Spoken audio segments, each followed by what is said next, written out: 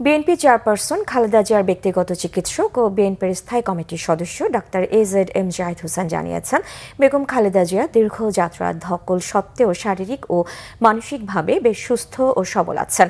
গুলশানের সাবেক প্রধানমন্ত্রীর বাসভবনের সামনে সাংবাদিকদের একথা জানান তিনি।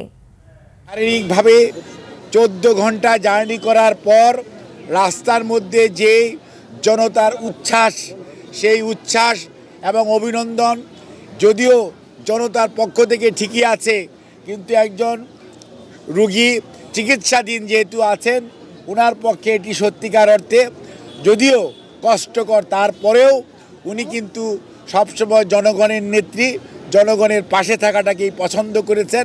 সেজন্য আপনাদের মাধ্যমে উপস্থিত সকল শ্রেণী পেশার মানুষ, দলীয় নেতা কর্মী সহ সাধারণ মানুষ, জনতা এবং ভাই বোনেরা যারা উপস্থিত থেকে ওনাকে অভিনন্দন জানানোর জন্য আজকে ছিলেন, তাদেরকে উনি সবাইকে শুভেচ্ছা সালাম জানিয়েছেন। অনেকটা শারীরিক মানসিকভাবে সুস্থ হয়ে উনি ফেরত এসছেন।